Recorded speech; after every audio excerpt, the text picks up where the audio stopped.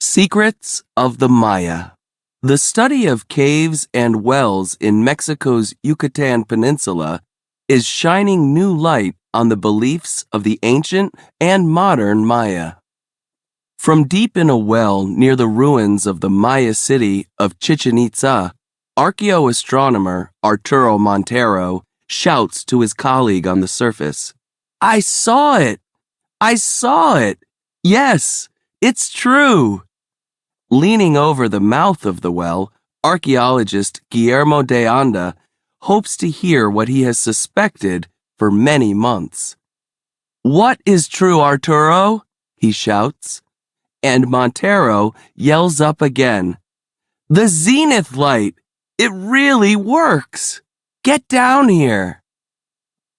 The two archaeologists are anxious to confirm whether this cenote could have acted as a sacred sundial and timekeeper for the ancient Maya. On 2 days every year, May 23rd and July 19th, the sun reaches its zenith over this part of Mexico. At those moments, the sun is vertically overhead and there is no shadow. On the morning of their descent, on May 24th, Montero and De Anda see that the sun's rays are nearly vertical. The day before, they realized a beam of light would have plunged straight down into the water. Beneath its narrow mouth, the walls of the cenote open up to become a giant dome. It looks like a cathedral, except for the roots of trees that penetrate the rock. The beam of sunlight dances like fire on the surrounding stalactites, and it turns the water a beautiful transparent blue. The archaeologists were probably the first people in centuries to watch the sun move slowly across the cenote's water. Did Maya priests wait in this well, known as the Holtun cenote, to observe and correct their measurements of the sun's angle when it reached the zenith? Did they come here during times of drought to make offerings to their water god, and at other times to give thanks for a good harvest? These and other questions involving the Maya religion and its extraordinarily accurate calendar are what the two explorers were investigating. In recent years, archaeologists have been paying more attention to the meaning of caves, the zenith sun, and cenotes in the beliefs of the ancient and modern Maya.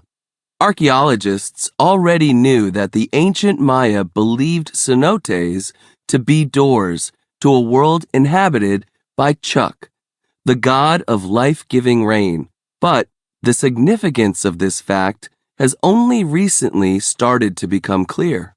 De Anda began exploring Holtun in 2010. One day, inspecting the walls of the cenote a few meters below the surface, he felt something above his head. He was astonished to find a natural rock shelf holding human and animal bones, pottery, and a knife, probably used for sacrifices, all neatly placed there centuries earlier. Below the water, he saw a number of columns and Maya stone carvings. The well was clearly a sacred site. Key to survival. 3 years later, in the cornfield on the surface above the cenote, a crew of Maya farmers is working hard in the grueling Yucatan heat to pull the explorers out of the well. "There was a good rain the other day," says the crew's leader, Louis Unken, as he wipes the sweat off his face. "The Chuk moved." For men like Unken, the old gods are still very much alive, and Chuk is among the most important. For the benefit of living things, he pours from the skies the water he keeps in jars. Thunder is the sound of Chuk breaking a jar open and letting the rain fall. The Chuk had moved, Unken said, and that meant the planting season would soon arrive. Chuck's absence can cause disasters for the Yucatan Maya, possibly the demise of the ancient Maya civilization itself. Their land is an endless limestone shelf. Rain sinks through the porous limestone down to groundwater levels, and consequently, no river runs through the land. From the air, one sees a green sea of dense jungle, but at ground level, the tropical forest appears very thin. Wherever there is enough soil, the Maya plant corn, or a milpa, a crop-growing system including the corn, beans, and squash that constitutes their basic source of protein. But corn is a hungry crop. It sucks lots of nutrients from the soil. For thousands of years, milpa farmers have kept their small fields productive by burning a different area of trees every year and planting in the corn-friendly ashes. As for water for the fields, that's where Chuck comes in.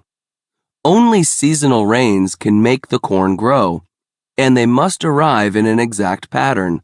No rain in winter, so that the fields and forest will be dry enough to burn by March, some rain in early May to soften up the soil for planting, then very gentle rain to allow the seeds to begin to grow, and finally, plenty of rain so the corn can flourish. Pleasing the rain god. In the village of Yasuna, many people still depend on milpa, and an annual ceremony is held there to please the rain god. They walk a long way through the forest to a sacred cave and climb down to its center to bring up the water the ceremony requires. They raise the altar, dig a large cooking pit, and provide 13 fat chickens for the ritual meal. They cook them in the pit so the steam can rise directly to the rain god as an offering.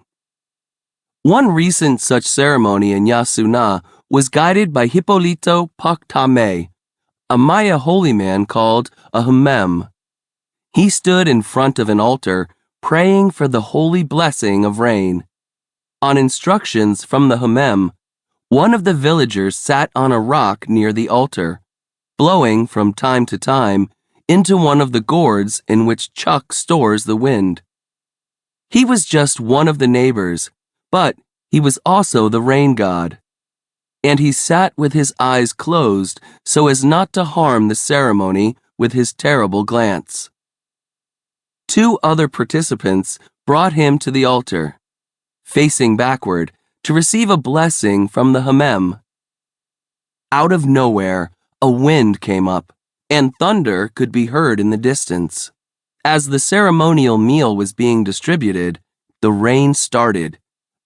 A sign, the Humem said, that Chuck had received his offering and was pleased with his people's prayer. Soon, perhaps, the earth would be ready for planting.